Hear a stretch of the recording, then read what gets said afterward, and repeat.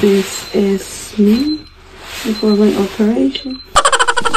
Hello wonderful people! Magandang umaga! Welcome to A Day in My Life here in Canada.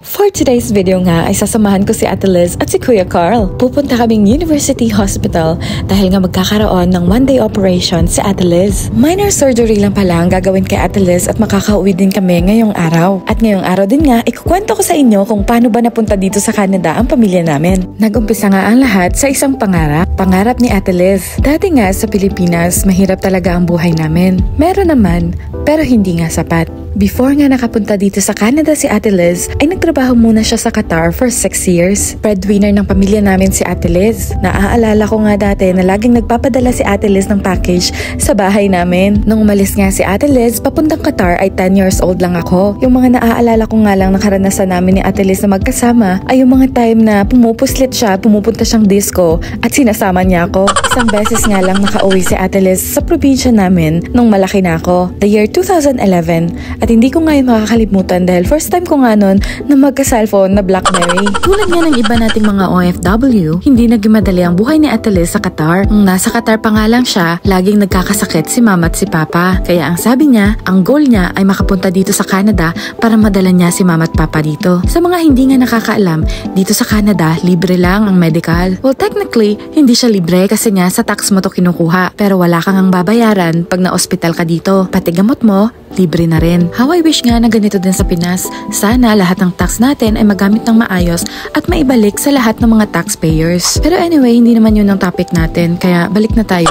So anyway nga, noong 2013, sa awa nga ng Diyos ay nakapunta siya dito sa Canada. Ang unang ang naging trabaho ng ate ko dito ay sa isang fast food chain. Nag-start nga siya na isang regular crew, then after few months lang ay na-promote nga siya bilang isang supervisor. Tapos kalaunan ay naging general manager nga siya ng isang branch. Kung i-describe ko nga si Ate Liz, siya ang example ng isang woman of faith. Noong una nga ay nangungupahan lamang si Ate Liz dito. Tapos si Kuya Carl naman pala ay nasa Nova Scotia. Eventually, nag-move na rin nga si Kuya dito sa Edmonton at nagpakasal nga sila ni Ate Liz. Bakit ko nga ba nasabi na woman of faith si Ate Liz? Si Ate Liz kasi, hindi siya nangangamba. Lagi niyang pinanghahawakan na the Lord will always provide. Kaya nga nung pumunta sila dito sa Canada, after 2 years nga ay bumili na sila agad ng bahay. $10 per hour lang kasi ang sweldo dati. Kaya nga, ang sabi niya sa amin, kahit daw na hindi niya alam kung magkakasya ba yung sweldo nila ni Kuya Carl sa pambayad ng bills, ay mas naniniwala siya na magpo-provide si Lord para sa pangangailangan nila. Nung umalis nga si Ate Liz sa Qatar ay Kristiyano na talaga siya. Pero nung napunta siya dito sa Canada ay naghanap nga siya ng church kung saan siya makakapag-serve kay Lord. At saktong-sakto nga nung bumili sila ng bahay ay yung pastor nga namin ngayon sa Sherwood Park na si Pastora Lourdes ang kanyang nahanap. So anyway, to cut the story short, after 2 years nga ay naging PR na din si Ate Liz. After nga ma-PR ni Ate Liz, inasikaso niya naman ang parent sponsorship para sa mga magulang namin. Noong 2016 nga, nag-umpisang mag-process si Ate Liz ng sponsorship at umabot ng 3 taon ang pagpaprocess ng kanilang mga papeles para makapunta dito sa Canada. Sobrang laki nga ng nagastos namin sa pagpaprocess ng lahat ng mga requirements noon. Ilang beses nga rin kaming pabalik-balik sa Cebu dahil sa medical, tapos papunta ding Iloilo dahil sa ibang mga requirements. Kasama pala nila mama at papa nang pumunta dito sa Canada, si Jojo at sa Mecca. Ako naman ay naiwan sa Pilipinas. Overage na kasi ako nung na-approve yung sponsorship para sa parents namin. At dahil nga underage sila Mecca at Jojo, ay nasama sila sa sponsorship ng aming mga magulang. Nung dumating nga sila dito sa Canada ay praise the Lord at permanent resident agad ang kanilang status. Although na yung sa akin nga, pwede din ako sumama sa kanila as international student, ay hindi ko na rin pinilit. Dati kasi, ang sabi ko ay mas gusto ko talaga sa Pilipinas. May boyfriend kasi ako noon dati, pero niloko lang ako. Joke lang, napatawad na Shinout out!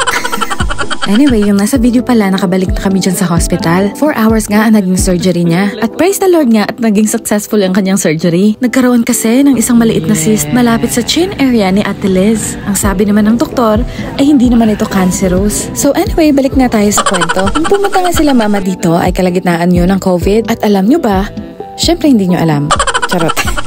Alam niyo ba na nung nasa Maynila nga sila ay muntik na silang hindi nakasakay ng eroplano? Meron kasing isang requirement na hindi namin alam na kailangan pala pag umalis sila ng Pilipinas.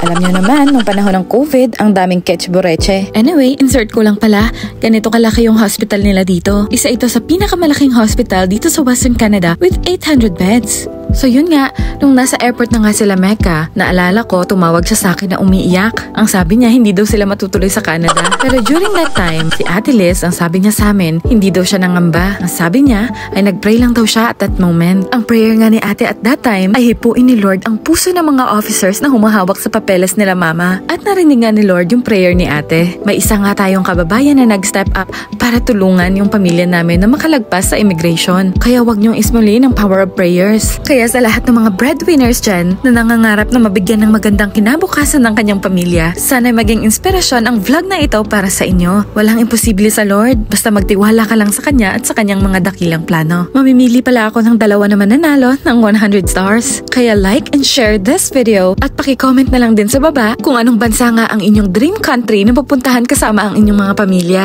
Thank you for watching! God bless you guys!